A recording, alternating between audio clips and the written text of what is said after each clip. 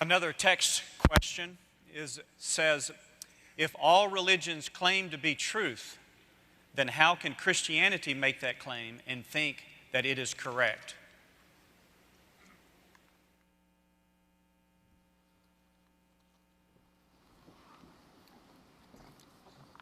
Appreciate that question, and it's a question that has the assumption that is very correct.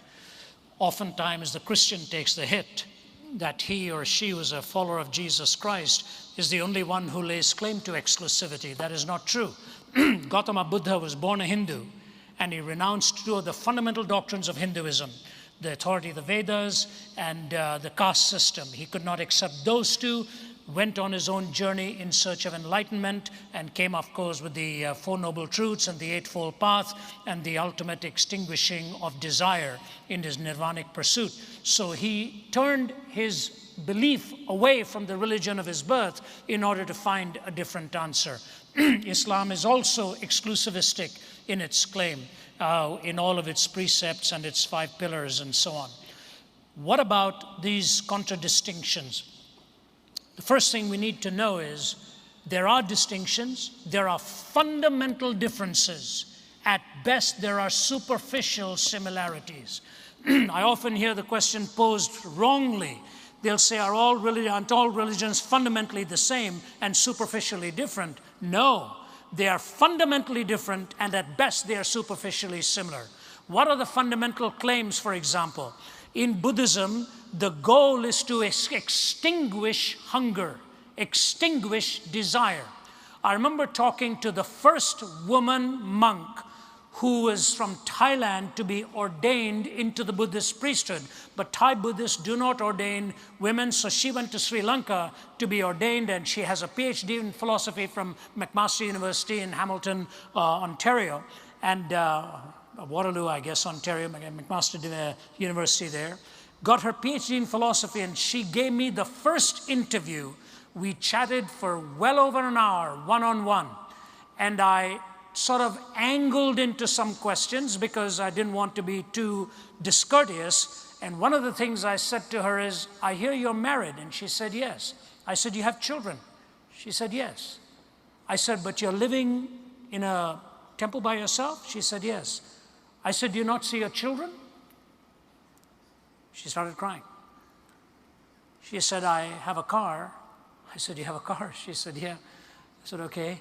So she drove herself because she can't allow a man to drive her, she said, so she has to drive herself. And she says, every evening at the end of the day, I try and meet up with one of my children. She said, this is the hardest part of my life. I said, so you are on the journey to extinguishing the desire to be with your children. Is that right? Is that a fair assessment? She kept quiet. And then I said this. I said, the Dalai Lama has as his primary pursuit now the freedom of Tibet. She said, that's right. I said, why does he desire that? She looked at me and she said, we try not to get into these philosophical questions. Let's just say that he chooses to. You take a look at other world religions and see where these 4 questions are dealt with: origin, meaning, morality, and destiny.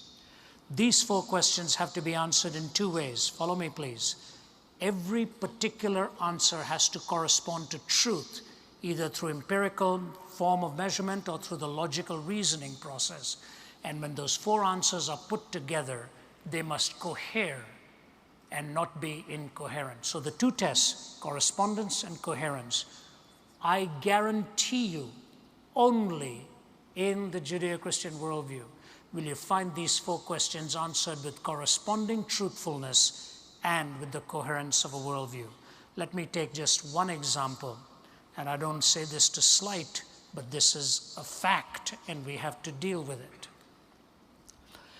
I've been invited in many, many Islamic countries, and I have open forums there, and going to go to one of the toughest Islamic countries within the next few weeks. They've hosted me in many parts there, and we've had dialogues. I want to give to you 2 things. In the Quran, it is the only historically claimed document that denies that Jesus Christ was actually crucified or died on the cross. Denies that. The Greek historians say he died on the cross. Roman historians say that. Pagan historians say that. Jewish historians say that. And Christian historians say that. The the Quran is the only one that says it appeared to him that he died, but he didn't actually die on the cross. So historically, it is making an affirmation that is really historically untrue. I got into a discussion with Sheikh Hussein of the leading Shiite cleric in Damascus, Syria, a real gentleman.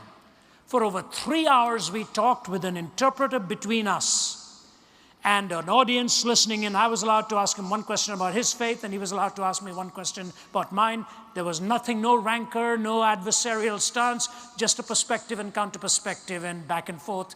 It's the best way to do it, really. At the end of it, Sheikh Hussein looked at me. He was very respectful through the whole time, always referred to me as Professor Zacharias, Professor Zacharias.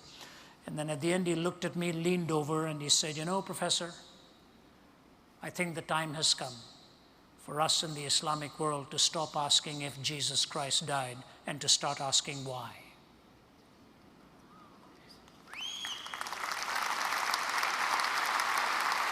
I said to him, "May I quote you on that, sir?" He said, "Yes, you may. I'm hopefully going to go there before long, and I hope we can meet up again." Origin, meaning, morality, and destiny. The Judeo-Christian worldview is not the only one that claims exclusivity, but it's the only one that takes those 4 questions with corresponding answers that are truthful and coherent answers that stand the test of time.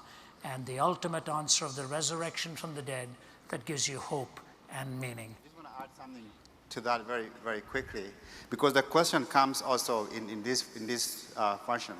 Have you studied all the religions in the world in order for you to know that your religion is right?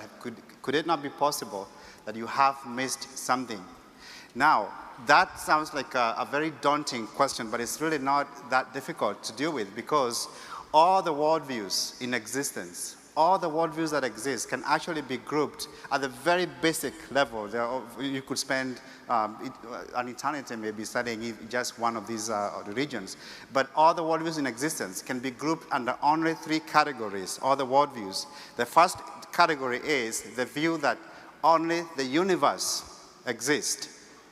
The other category is only God exists. Of course, you find naturalism and atheism on the left side, only the universe exists. But when some Eastern religions will tell you only God exists, and that's cashed out in different ways. I'm just using the word God, just to make it easy for us to grasp these concepts. Then in the middle, you have the view that both God and the universe exist. Both God and the universe exist, and under that you have Judaism, Christianity, and Islam.